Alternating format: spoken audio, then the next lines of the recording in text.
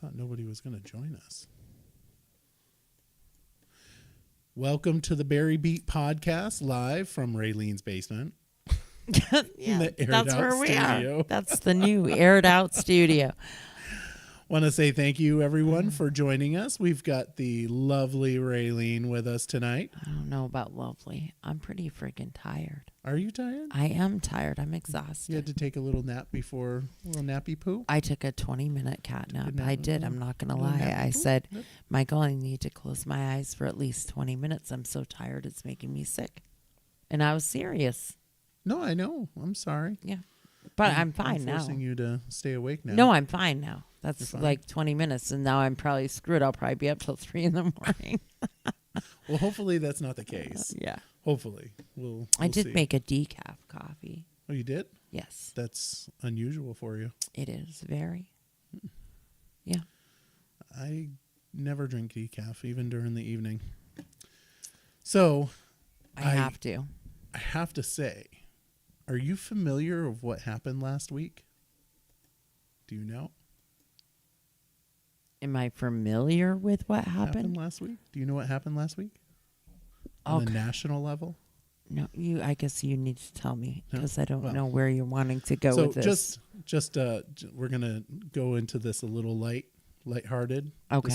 First, and then we'll dive into the other stuff. But we want to start off a little light, and so I want to let people know what happened last week, which was National Hot Dog Week. Oh, yes. I remember you talking to me about this, and you really wanted to do a video about this. I did. I didn't do it, but because, it's already been done for me. Oh. I mean, it's already been done. Mm-hmm. So we're going to play the video of the hot dog, Hot dog gate? The new hot dog guy. Oh, the new hot dog. Do you remember guy. remember the hot dog guy from last year? I do remember him quite well, actually.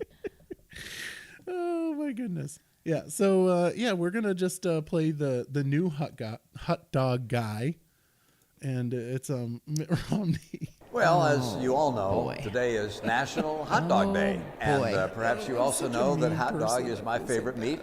I love hot dogs. I love them kind of funny. in buns. You do not I love them feel outside bad. of buns. I love them with baked Don't beans. I just lie. like hot I dogs. don't. It's the best, meat there is, without question. Everybody out so to there all of that's you who, like watching. me, are celebrating National It's Hot all Dog right Day, if people know the truth that congratulations you're to you, this and may big there be teddy many, bear many with a more hot little dogs bit of served asshole in our wonderful inside. land.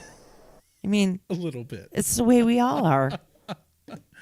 A little bit. I'm a little bit. I can't deny that. I got a little bit in there. I don't know what possessed him to do that. I mean, I know that it was National Hot Dog Day, and it was National Hot Dog Day on July 19th, which was 6 days after the anniversary of the hot dog guy in Williamstown, where he called up complaining about the hot dogs going to the rec department instead of the fire department and all of that good stuff. Yeah, it was the great hot dog gate. Yes. Yeah, It was it on was. the 26th. I looked up the article. But yeah, anyway, speaking of Williamstown, I'm going to do an advertisement that's free for my brother's Creamy Stand, which folks probably know what it is. It's the legendary Creamy Stand. The only legendary Creamy Stand.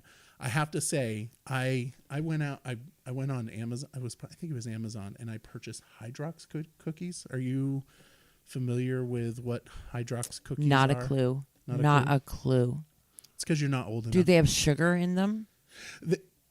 It's a cookie. Right. So then that's why I don't know what it is, because I don't eat that stuff. Remember? Because I'm diabetic. This is true. I purchased a box of Hydrox cookies, which were the original Oreo cookies before. I know what you're talking about, though. Yeah. Yes. So I bought. They were six poor packages. man Oreos. They weren't poor man back Oreos. then. Yes, they They were. were the original. Yeah, well, they were certainly cheaper weren't than poor Oreos. because I paid like $36 for like well, 6 now, but back packages. when they were cheaper than Oreos. That's what I'm saying. So I just want to let folks know that if you go there, ask for the Hydrox cookies and cream and take a taste and see what it's like. Yeah. Anyway, so is it that big of a difference? I don't know. You'll have And what possessed you to do that? Just because? Because they're old-fashioned Hydrox cookies, the originals from the early 1900s. Oh. And, they're made in America. Oh, okay. Sure. Anyway. Whatever you say, Michael. Whatever I say. So, let's jump into city council. I want to know. I want you to tell me what just happened at this forum since I didn't attend because I need to take a little quick rest. So, understandable. I am told that I'll be able to see it tomorrow. There's going to be a replay on CBTV, right? Starting tomorrow. That's the case. I assume that's the case. Okay. That would be good. So for those that don't know, there was a FEMA presentation tonight. One of the things that I really want to stress to folks is that you have until September 12th. That's the FEMA application deadline, which literally is tomorrow in the grand scheme of things. Well, I mean, it's pretty soon. Yeah, you need to get it done. You need to get this stuff done to make sure that you get what you're eligible for and all of that stuff is taken care of. Yeah, it's really important for folks to get on the ball for that because once it passes, it's all over with. But September 12th, just a reminder, September 12th, 2023 is the application deadline. However, I would just say get it done before August, honestly. Yeah, the sooner the better. You do not want to miss that deadline. And remember, you got to call 211 and you got to file your FEMA documentation. Right, or you can just do it all on their website. Correct. Well, I don't know what that situation is. You can go, you can register and then do all the documentation right from the website. Okay. Yeah. The most important thing, folks, 211 and FEMA, make sure you do both. Now, FEMA will ask if you filed for insurance, and if you did file for insurance and it was declined, that's what they're going to want for information. Right. But there's also, if you, let's say your insurance says they're not going to cover it, and if you file a claim, it's going to go against you, as long as you have documentation that says that it won't cover it. And you could ask your insurance company. I will say that it's really prickish to tell someone that if you file a claim, even though the only reason why you're filing it is because of FEMA, an insurance company doing that, it's just really icky, really icky. And anyway, so I would just say, call your insurance company, explain to them the situation. If they're going to charge or increase your rates for filing, just double check to see whether or not you are qualified for it, and then ask them to send you some sort of documentation that shows in your policy that you are not qualified for it. Right. Yeah. So Faith, make sure you file with FEMA and 211. You've got to do both. And you can do 211 on Vermont, and I think it's Vermont. Do you know the website? Yeah, I'll look because I keep posting all the links, but it is Vermont 211. Yeah. But I just can't remember .com or .org. Yeah, but I'm not sure either. I think it's .com. You do need to do both. It's really important that you do both of them. But yeah, it was a really good conversation. There was some really good information discussed. I think they said they've already released like 1.2 $5 million in the state of Vermont. There was some, some people asking some really good questions, and it was very informative. And once it comes out, I highly recommend that folks watch it. Are there 100%. Any concerns by anybody that was there? Well, there was lots of concerns. No, I mean, like, that you can, like, let us know so that we can all be on the same page for those of us. What would you say your biggest takeaway was for as far as a concern? What is the top priority concern right now? I think people are really concerned about the process and whether or not they're going to have issues with the process. And, it's government, right? That's what government does. It likes to make things difficult. It does, sure. Yeah. And, we're certainly going to, keep this in the city's, forefront on how we can help out folks. And I think that you all are, or the majority are already doing whatever they can, whenever they can, to keep it there and to already be looking forward and find out what can there be done for grants and donations and different things like that, fundraisers. And so there was some conversation about buyouts. What for people that are not familiar with that process, FEMA does allow. Thank you, Jen. I appreciate that. Vermont211.org. It is .org. Thank you so very much. Thank you, Jen. There was some conversation about buyouts. There was, and we'll get into some of the pictures of the cleanup efforts. There was a guy there and down on Vine Street, and he's like 75 years old. The second time this has happened to him, and he can't. Not saying that 75-year-olds can't do work on their house, but there's, you're 75 years old. Right, he's limited now to what he is able to do on his own. Yeah. And it was, I'm not going to lie, during that, I'm glad I wasn't there because I don't.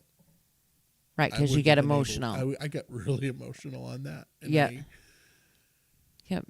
It's really sad. And the biggest problem with the whole buyouts is that there's probably not going to be enough money to go around to help people. Right. And that's really frustrating that our government, we constantly feed it money over and over and over again, and the best we can get is some help. I don't know what the hell they're doing with the money, but obviously they're paying for their senile medication at Washington to, maybe they should, whatever. I just, anyway, I know it is tough. Really I was with a family this weekend, an elderly couple that have been in their house. They're in their 80s now. They've been in their home since she was 24 and he was 26, and literally lost everything. I mean, and it's a generation where photos were in photo albums and boxes and books and baby books, and it nothing was digital, and so they literally lost everything, and it was super tough for them, and it was super tough to be there with them, helping them, and trying to assure them that they're going to be okay. And I just said, I feel like they really got ahead of it. They're going to be okay. I don't think they're going to have troubles with mold, things like that. But I told them what Tom said here last week. It may not be pretty, but get yourself winter ready. Make sure you have a furnace. Everything is sealed back up, and then work on the rest. Make sure that you can be safe and warm for what we have coming. Yeah. And that's what matters, and that you're still here. You're okay, and you're still here. But it was very tough to work with them. It was very emotional. Yeah. Simon says, you're correct. So he's mentioning charities, and the way that FEMA works is you got to get their money first. Mm-hmm. So if they don't cover the total losses, then you can get charities. So like a GoFundMe page, you don't want to do that until you work with FEMA to get that money. So Correct. make sure that you get the money from FEMA first, and then go after any charitable finances or funds that come to you, because the last thing you want is for FEMA to say, well, you got, this amount of money, so we don't need to pay you. Right. Which is also very frustrating. Yeah. It's shady. It is kind of, and it's icky. So first thing I want to do is remind folks about tomorrow. The city council meeting starts at 5 p.m., not 7, 5 p.m. So make sure that you mark that in your calendars. And the Zoom link is online at the Barre City Community Fan page.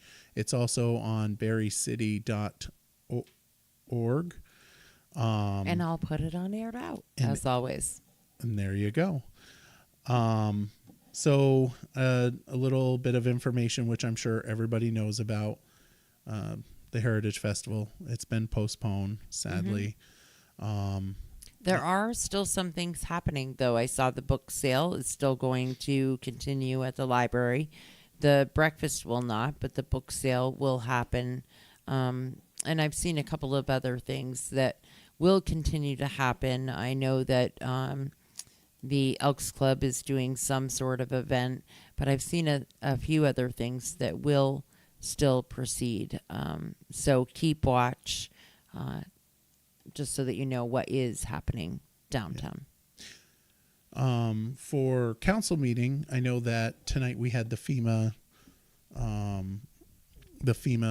panel at the Barre Opera House, which is also on the agenda for tomorrow night to discuss we are actually going to be paying for the light upgrade. I think it's like $100,000 for the light upgrade. I think it's somewhere around there, but that's part of a settlement, because Barre City, because the Opera House has been paying for electricity to the tune of, I think it was $400 a month. Right. Yeah, it was $400 a month. And the Opera House, they're a community partner, and they were like, hey, we've been paying for this, and we were like, well, let's put the lights up. So, right. Yeah, it was $111,000 from the ARPA funds. So that'll be going up to illuminate the Opera House. And ARPA funds, will there be any further discussion about those? Like, are other things on hold as far as the expenditures for that? A lot of things were discussed, but now what is needed, super important needed, is flood relief. Right. Yeah. So I know that for me, and I know that for Tom, and I'm pretty sure Michael as well, we're like hard stop on all ARPA funds. And at least I think Michael's there. I know Tom is. Hard stop. No spending ARPA funds until we figure out what's going on with flood relief, because we're definitely going to need some help for our folks in the city. And that's smart, and that's the way it should be. Yeah. And I would hope that everybody is on that page. I would hope so. I would assume so as well. I know that there was some conversation online about mitigation, so I just wanted to give a status update on the trash racks, or the debris racks. This is what it looked like previously, right after the flood. They've cleaned it up quite well, and that's on the upper part next to the sand pit. Then, of course, we take a look at the trash racks now down by Harrington Avenue and Brook Street. This is what it looks like now. This is what it did look like. I actually spoke to a resident that lives down in that area, and she indicated that we were talking about the mitigation process that we did, and she mentioned that she wanted a little more mitigation because her backyard was completely devastated. Oh, I'm sure. And she was very thankful that the trash, I call them the trash racks, but they're debris racks were up there because it all would have ended up in her backyard. And right, could have been far worse. Correct. So city is obviously working on getting rid of those problems. Cleaning up. As part of that cleanup, do want to let folks know that a lot of the streets in Barre are closed down still. Now, their expectation, it's my understanding that North Main Street might be partially open sometime later this week or mid this week, hopefully. And we'll get into some of the pictures of the downtown and what it looks like, but just for people to know, West Patterson, that is closed down, and that's probably going to be one that's closed down for a longer length of time. I would imagine, because there is a landslide up there. And West Patterson, for those that don't know, is down by the school. It's that road that goes up. It's the one way. It's the one way that goes up to Washington Street. And there is a landslide there. And then, of course, we've got Main Street, 2nd Street, 3rd Street completely closed, and part of Berlin Street is closed as well. So, I said it before last week, just don't go into the city. Unless you're going to a store to get something you're getting something. But for the most part, just try to avoid Barre City at this moment, because the more traffic, the more difficult it is for the cleanup efforts. So just wanted to let folks know that. But in saying that, let's just say that they've done a remarkable job in a very short amount of time, considering. I mean, it was a freaking mess. It just was. And they have done a really good job cleaning up, getting things ready. Nicholas has done an absolute amazing job keeping the city page updated. And I mean, sometimes it doesn't get, I see it gets posted at like 10:48 at night, 10:48 p.m. when he's still working on these things. And we're very, very lucky to have him, and grateful that for all of them and the hard work that they've been doing. Where do things stand on the police and fire station? Are they back in there yet, or are they still up at the odd? Don't believe they're back in yet. I could be wrong on that. I actually don't have that information. I didn't see any cars down at the station, but I wasn't sure. No, I do not have that information. I apologize. Another thing that we're going to be discussing is, modifying our procurement policy due to the emergency. And I'll just read it off here. We have a procurement policy, which I want to say it's $15,000. I might be wrong. Somebody can correct me on that. I can't remember what it was. Maybe 15 was the school. I don't know. But the city manager, so the changes will be to make it so that he can do emergency purchases, and let's say hours of contract contract, and shall be notified of all purchases under this emergency clause weekly and every Friday on rolling basis. So he'll just notify us that a purchase has been made weekly basis. So we'll obviously pass that. Although I would much prefer that he notify council when he does that, because I having that, like, that middle person, it's currently set up so that it'll go to the mayor first, and I would just rather just bypass that. Right, just because I have want all of things. council. Yeah. Yeah, I like knowing things. Get Well, me in and trouble. you should know all things Well, I don't know all things. I wish I knew all things. when it comes to this. All would of be- that yeah. information should Yeah. just come to all of you. I would agree. Then another thing that we're going to be talking about is the water abatement. So as folks know, during this flood process, we had some issues with people's pipes breaking, or I know that one person, their sprinkler system went off and flooded their basement, like after they had just pumped it out. Yeah, in our building, the furnace was underwater, but the furnace was not just heat; it was for hot water as well.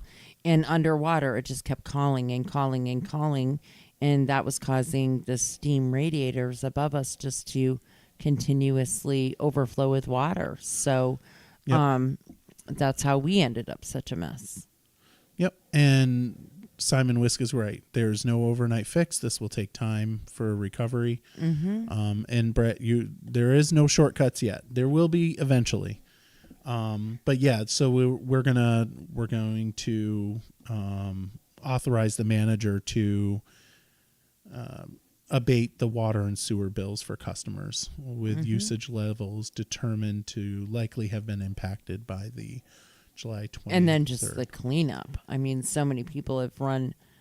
We were fighting water with water, which seemed a little crazy, but really, that's the only way to do it. We needed to rid all of that mud. Yep. And I'll just say this. If that happened to you where the water went off crazy, I would report that to 211. I think that's probably a good idea. Business or not.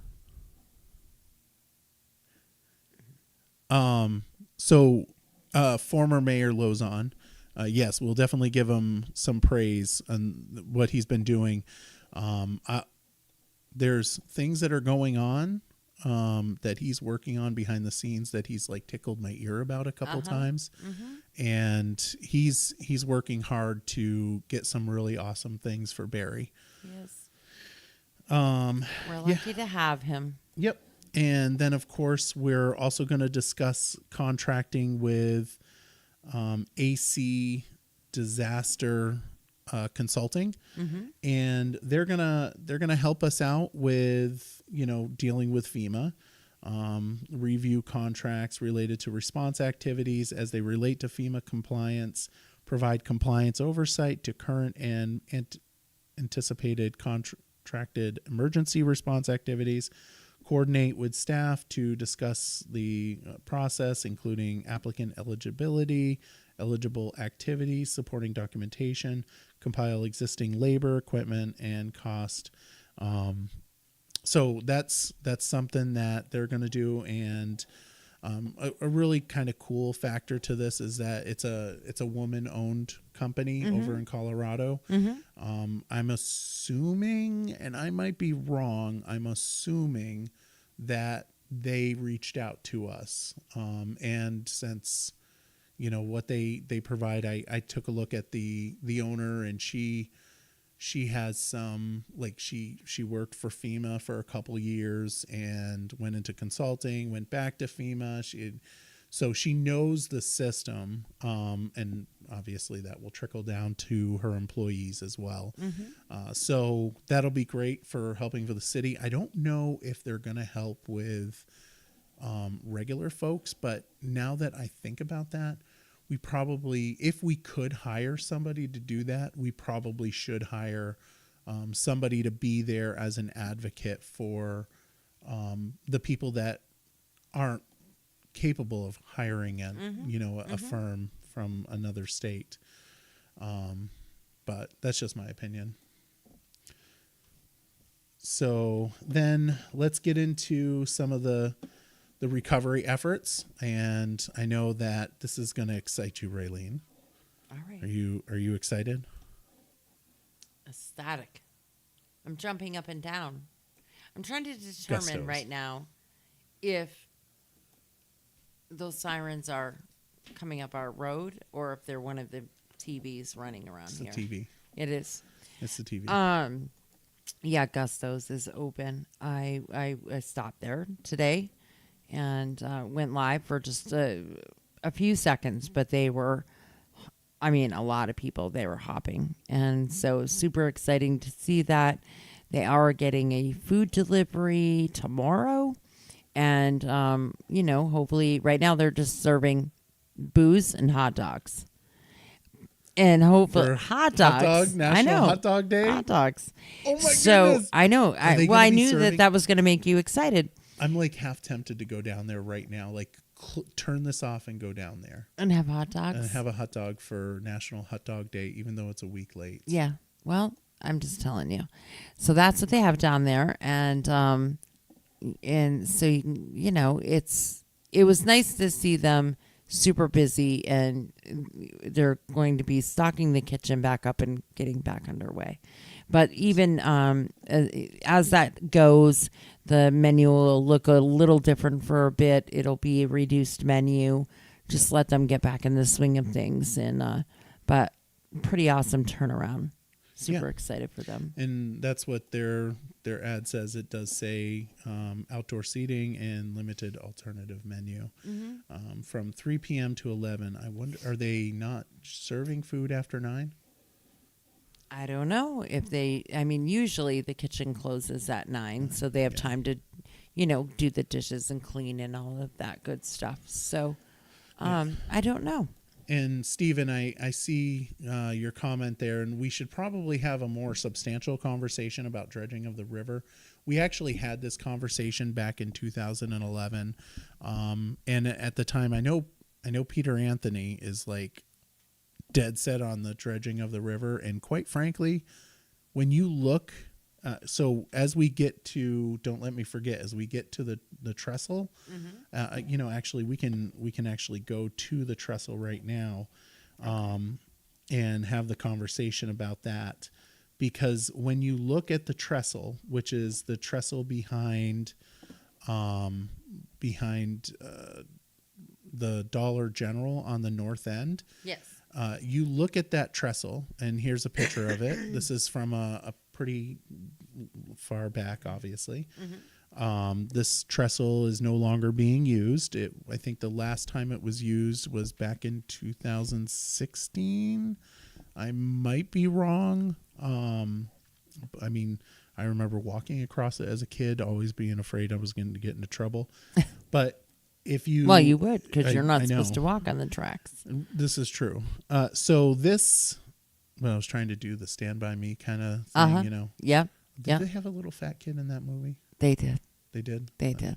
Probably not as fat as me.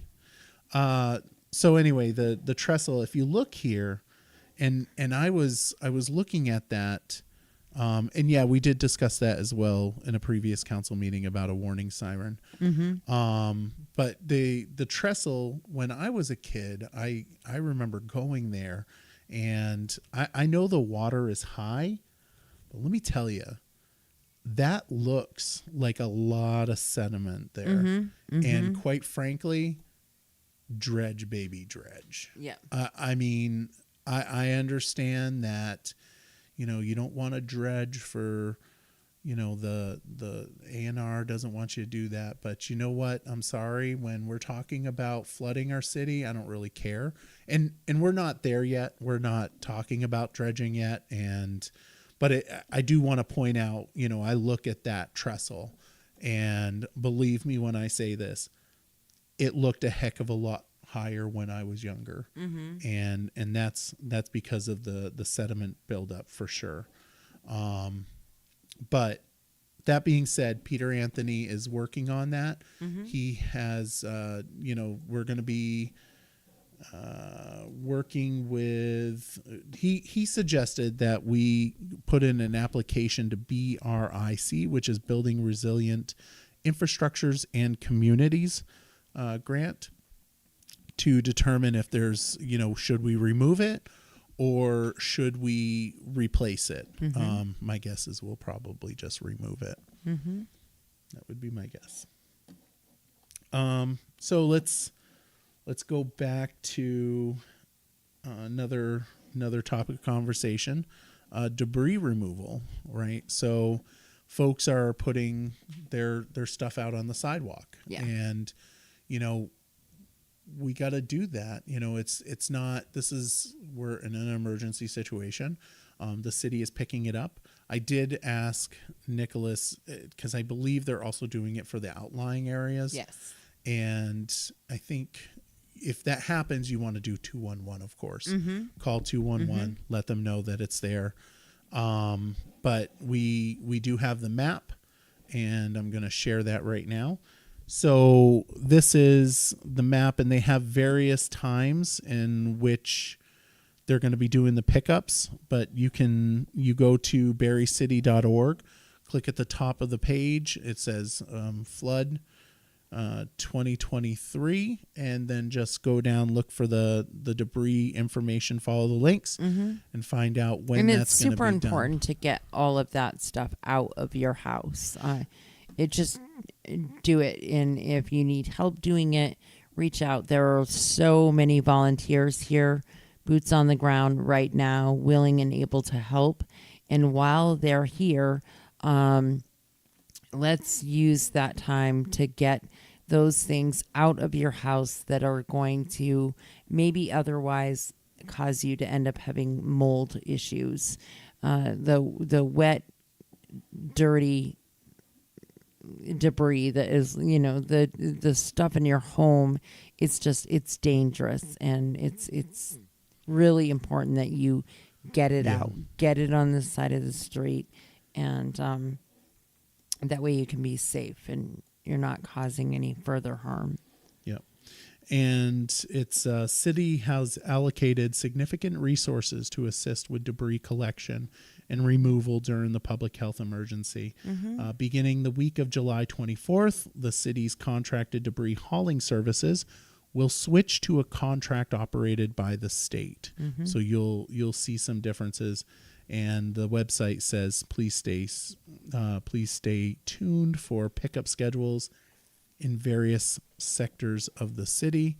And again, I will show a picture of that. Make sure you go to barrecity.org and click the banner at the top. So let's get into some of the pictures of the recovery effort. And just a reminder to folks, 5 p.m. tomorrow versus what it normally is, 5 p.m. So we've got we already talked about gustos. So I did go out yesterday, took some drone footage of the recovery. I look at the is that Presbyterian Church? Yes. Right. Presbyterian. Yes. Yeah. That took massive damage. On the inside, yeah. Massive and they just, as you can see, they pulled up a bunch of stuff. We've got piles of debris and trash. This is all stuff that is going to be picked up. And this is behind the old Merchants Bank, which now is several businesses there. Then this is on Vine Street. That gentleman that I was talking about, the 75. I think this may not be Vine Street, but this is in that general area of that 75-year-old gentleman that lost everything. And this is just a snippet of a picture, right, to show just the devastation and how much stuff was lost in these buildings. Yeah. Pretty bad. Yeah, people's whole lives. Yeah. Just another picture. This was on Berlin Street. And as I said that, we're going to look at trying to get Main Street open, North Main Street, a portion of it sometime this week, hopefully.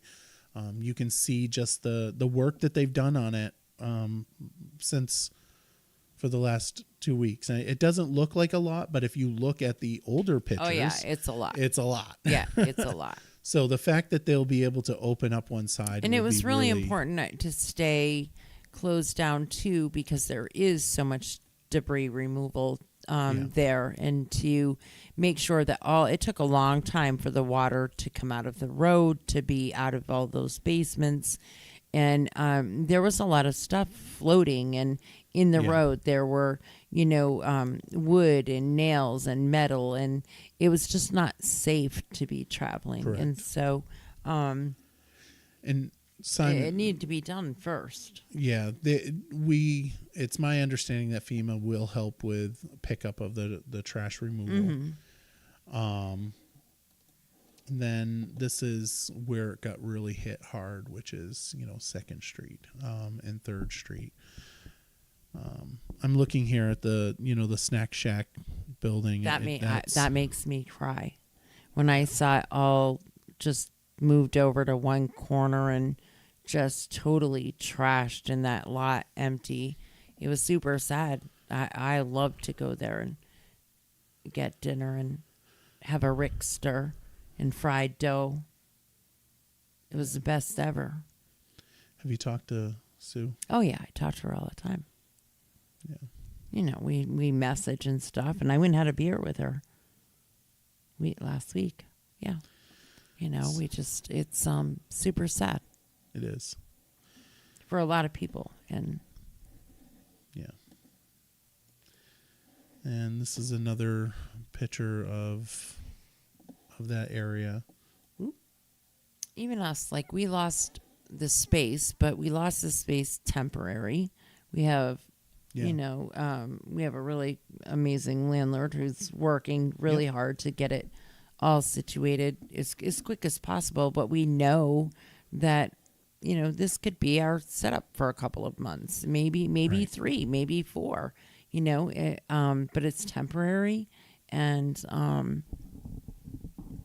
we have to be grateful for what we have.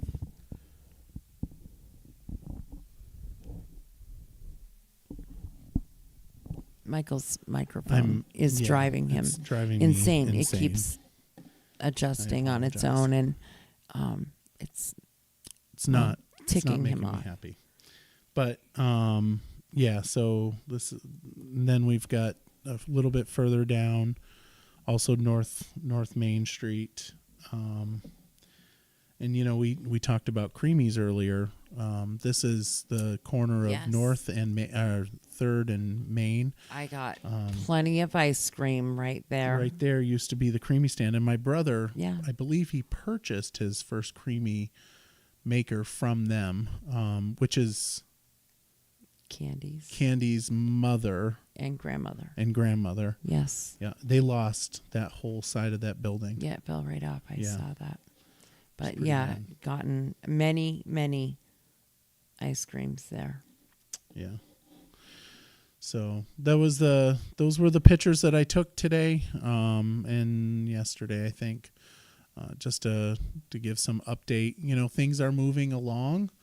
There's still a need though. Mm-hmm. Yeah, there's still a lot of people digging out from a lot of mess, especially the sheds where they have stacks and stacks of granite, and those pieces of granite they're cut and they go into a wooden crate that the certain employees make these wooden crates, and they crate the granite, and then they're stacked until they're used. And there is so much mud and water packed in through all of those stacks and rows, and all of that needs to do. They have to take apart every crate, wash every piece, recrate, move all the mud. I know Pepin's was hit exceptionally hard, and they're on Granite Street in the same space or parking lot as Rise Up Bakery. And then I know Spruce Mountain took it really hard. they're down on the little road between North and Cumbies and RK Miles. And I know a few other of the sheds that, there's a lot of damage and they're still digging out a lot. Yeah. And this is what happens when you hang out in the city too long. Yeah. Yeah, this is seriously so you got to be careful. Yeah, the dust is pretty bad for certain. And that will be like that for quite a while. For a while. Yeah. Yep. So just again, want to remind folks 5 p.m. tomorrow night is the meeting, the council meeting. I think that's pretty much all that I have. Anything from you? Are you going to behave yourself this week, Michael? I am. I think I'm going to go down.